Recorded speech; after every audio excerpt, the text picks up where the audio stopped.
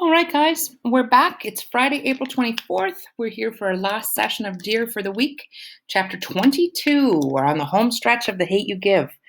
You recall yesterday's reading, there was a birthday party / graduation party for Seven. And we had a gathering of family and friends, and unfortunately, a certain family that wasn't exactly desired at that time. Does anyone remember who did show up?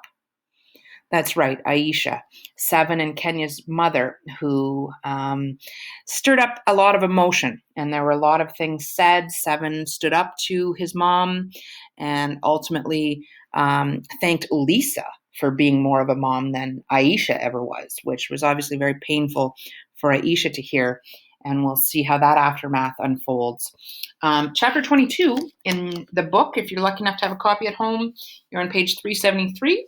And for those of you following along, here we go. In our new neighborhood, I can simply tell my parents I'm going for a walk and leave.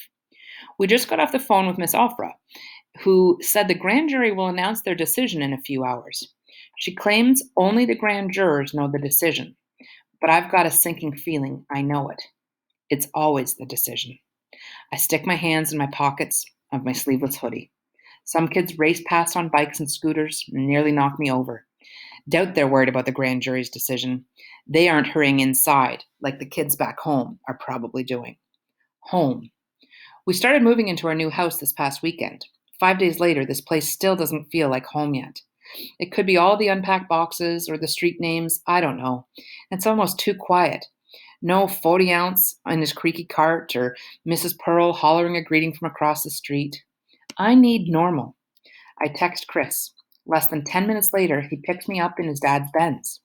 The Bryants live in the only house on their street that has a separate house attached to it for a butler.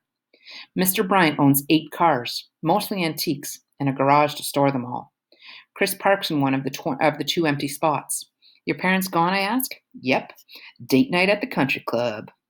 Most of Chris's house looks too fancy to live in. Statues, oil paintings, chandeliers, that's the fancy light fixtures hanging from the ceiling. A museum more than a home. Chris's suite on the 3rd floor is more normal looking. There's a leather couch in his room, right in front of the flat screen TV and video game systems. His floor is painted to look like a half basketball court, and he can play on an actual hoop on his wall. His California king-size bed, so a little bit bigger than the regular king, his California king-size bed has been made, a rare sight.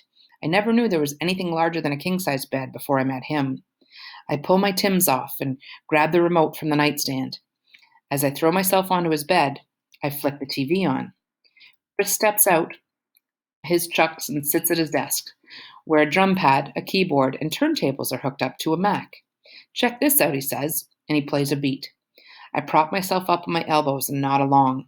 It's got an old school feel to it, like something Dre and Snoop would have used back in the day. Nice.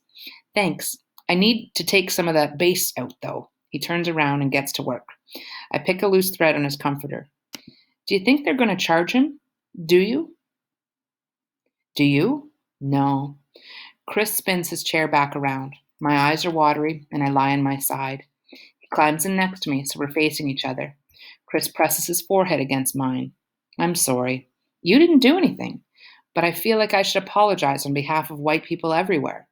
You don't have to, but I want to. Lying in his California king-size bed in his suite in his gigantic house, I realize the truth. I mean, it's been there all along, but in this moment, lights flash around it. We shouldn't be together, I say. Why not? My old house in Garden Heights could fit in your house. So? My dad was a gangbanger. My dad gambles. I grew up in the projects. I grew up with a roof over my head, too. I sigh and start to turn my back to him. He holds my shoulder so I won't. Don't let this stuff get in your head again, Star. You ever notice how people look at us? What people? People, I say. It takes them a second to realize we're a couple. Who gives a? And we see the F word. Me. Why? Because you should be with Haley, he recoils. Why the hell would I do that? Not Haley, but blonde, rich, white. I prefer beautiful, amazing, Star. He doesn't get it. But I don't want to talk about it anymore. I want to get so caught up in him that the grand jury's decision isn't even a thing. I kiss his lips, which always have and always will be perfect. He kisses me back, and soon we're making out like it's the only thing we know how to do. It's not enough. My hands travel below his chest, and he's bulging in more than his arms. I start unzipping his jeans. He grabs my hand. Whoa, what are you doing? What do you think? His eyes search mine. Star, I want to. I do. I know you do. And it's the perfect opportunity. I trail kisses along his neck, getting each of those perfectly placed freckles. Nobody's here but us. But we can't, he says, voice strange. Not like this. Why not? I slip my hand in his pants, heading for the bulge. Because you're not in a good place. I stop. He looks at me and I look at him. My vision blurs. Chris wraps his arms around me and pulls me closer. I bury my face in his shirt. He smells like a perfect combination of lever soap and Old Spice. The thump of his heart is better than any beat he's ever made. My normal in the flesh. Chris rests his chin on top of my head. Star, he lets me cry as much as I need to. My phone vibrates against my thigh, waking me up. It's almost pitch black in Chris's room. The red sky shines a bit of light through his windows. He sleeps soundly and holds me like that's how he always sleeps. My phone buzzes again. I untangle myself out of Chris's arms and crawl to the foot of the bed. I fish my phone from my pocket. Seven's face lights up my screen. I try not to sound too groggy. Hello? Where the hell are you, Seven barks. Has the decision been announced? No. Answer my question. Chris's house. Seven sucks his teeth. I don't even want to know. Is Devontae over there? No. Why? Uncle Carlos said he walked out a while ago. Nobody's seen him since. My stomach clenches. What? Yeah. If you weren't fooling around with your boyfriend, you'd know that. You're really making me feel guilty right now. You're really going to make me feel guilty right now? She says it more of as a question. He sighs. I know you're going through a lot, but Star, you can't disappear on us like that. Ma's looking for you. She's worried sick, and Pops had to go protect the store in case, well, you know. I crawl back to Chris and shake his shoulder. Come get us, I tell Seven. We'll help you look for Devontae. I send Mama a text to let her know where I am, where I'm going, and that I'm okay. I don't have the guts to call her and have her go off on me. Nah, no thanks. Seven is talking on his phone when he pulls into the driveway. By the look in his face, somebody's got to be dead. I throw open the passenger door. What's wrong? Kenya, calm down, he says. What happened? Seven listens and looks more horrified by the second. Then he suddenly says, I'm on the way, and tosses the phone on the back seat. It's Devontae. Whoa, wait. I'm holding the door and he's revving up his engine. What happened? I don't know. Chris, take Star home. And let you go to Garden Heights by yourself? But shoot, actions are louder. I climb in the passenger seat. I'm coming too, Chris says. I let my seat forward and he climbs in the back. Luckily or unluckily, Seven doesn't have time to argue, and we pull off.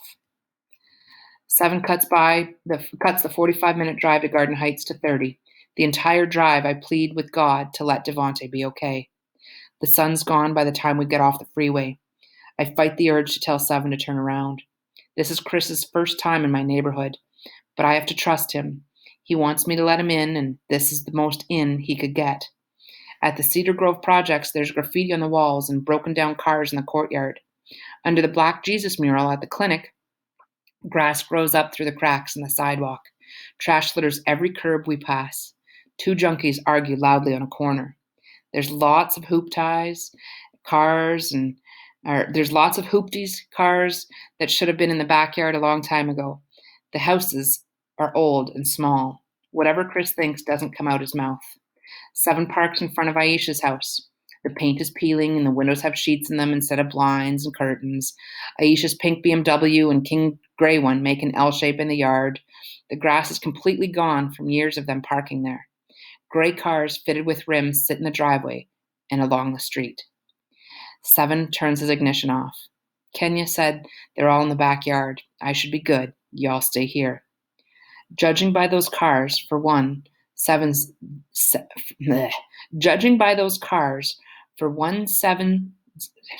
there's about, okay, let's try this again. So after counting the cars, judging by those cars, for 1-7, there's about 50 king lords. I don't care if King is pissed at me. I'm not letting my brother go in here alone. I'm coming with you. No, I said I'm coming. Star, I don't have time for. I fold my arms. Try and make me stay. He can't and he won't. 7 sighs. Fine. Chris, stay here. Hell no, I'm not staying out here by myself. We all get out.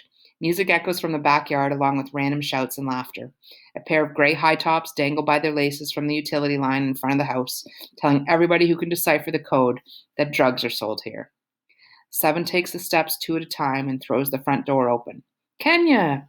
Compared to the outside, the inside is a 5-star hotel. Nice.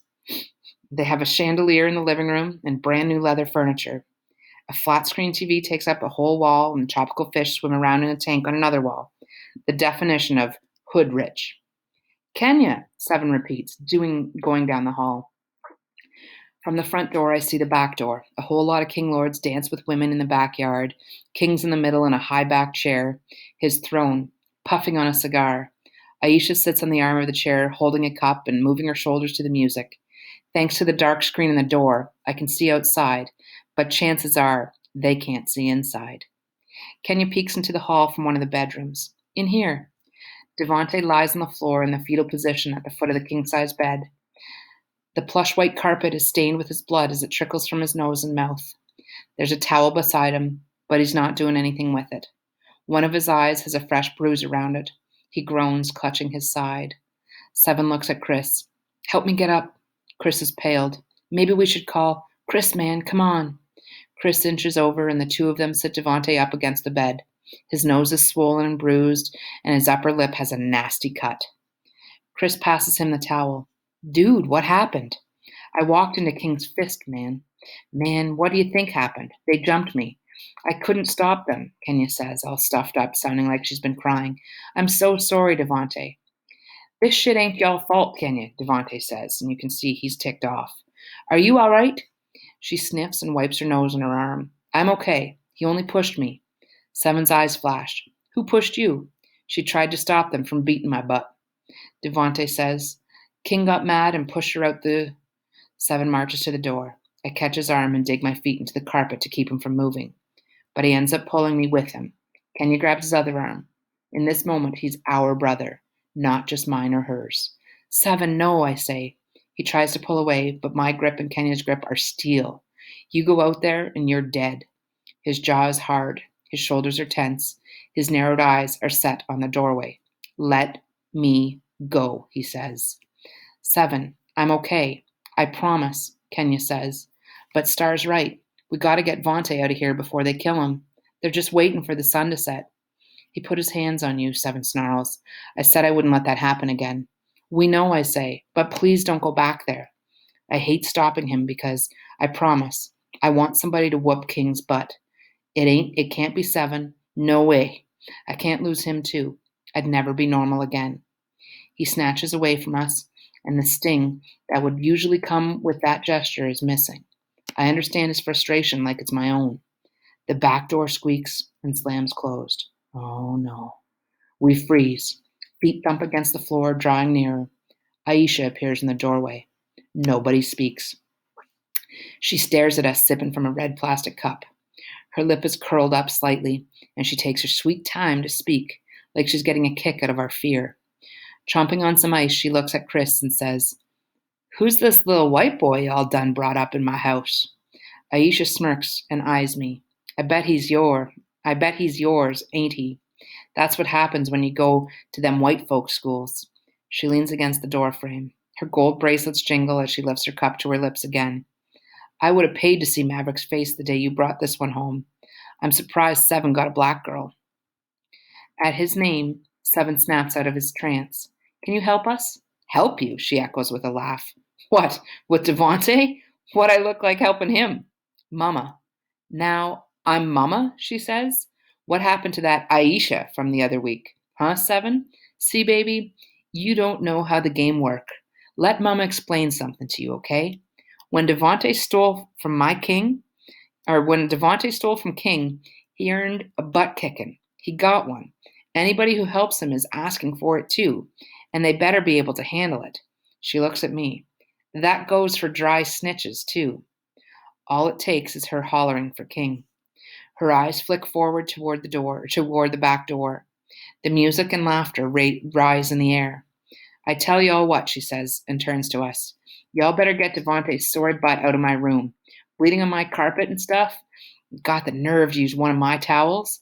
Matter of fact, get him and that dry snitch out of my house. Seven says, what? You deaf too, she says. I said get them out of my house. And take your sisters. What I gotta take them for, Seven says. Because I said so.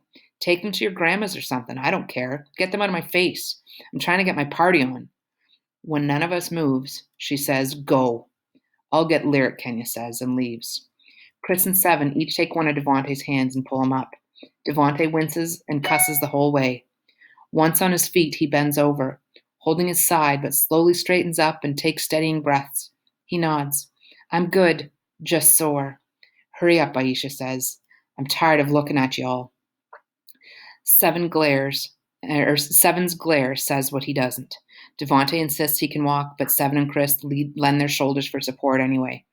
Kenya's already at the front door with Lyric on her hip. I hold the door open for all of them and look toward the backyard. Oh no. King's rising off his throne. Aisha goes out the back door and she's in his face before he can really fully stand up. She grabs his shoulders and guides him back down, whispering in his ear. He smiles widely and leans back into his chair.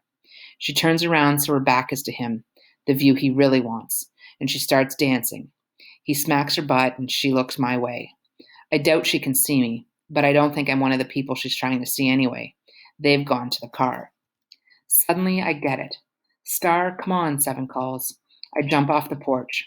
Seven holds a seat forward for me and Chris to climb in the back with his sisters. Once we're in, he drives off. We gotta get you to the hospital, Vontae, he says. Devontae presses the towel against his nose and looks at the blood staining it. I'll be all right, he says, like that quick observation tells him what a doctor can't. We're lucky Aisha helped us, man, for real. Seven snorts. She wasn't helping us. Somebody could be bleeding to death and she would be more worried about her carpet than getting her party on. My brother is smart. So smart that he's dumb. He's been hurt by his mama so much that when she does something right, he's blind to it. Seven, she did help us, I say. Think about it. Why did she tell you to take your sisters too? Because she didn't want to be bothered. As always. No. She knows King will go off when he sees Devontae's gone. If Kenya's not there, Lyric's not there, who do you think he's going to take it out on? He says nothing. Then we see the S word. The car makes an abrupt stop. Lurching us forward, then sideways, the Seven makes a wide U-turn. He hits the gas and houses blur past us. Seven, no! Kenya says, we can't go back. I'm supposed to protect her. No, you're not, I say. She's supposed to protect you, and she's trying to do that now. The car slows down. It comes to a complete stop a few houses away from Aisha's. If he, Seven swallows, if he'll kill her, he won't, Kenya says. She's lasted this long. Let her do this, Seven. A Tupac song on the radio makes up for our silence. He raps about how we gotta start making changes. Khalil was right. Pac's still relevant. All right, Seven says, and he makes another U-turn. All right. The song fades off. This is the hottest station in the nation, Hot 105, the DJ says. If you're just tuning in, the grand jury has decided not to indict Officer Brian Cruz Jr. in the death of Khalil Harris. Our thoughts and prayers are with the Harris family. Stay safe out there, y'all. So the verdict has come in. We can only imagine people's reactions. Unfortunately, we're at the end of our week and the end of our Dear session. I will continue to read. So you will have the links available for those of you who'd like to see the end of the book this week, but they will also be available for you next week too. So we'll stop for now, and then I'll get us set up for the next session. Thanks for tuning in, guys, and let's see how things wrap up. But unfortunately, they've decided not to indict 115.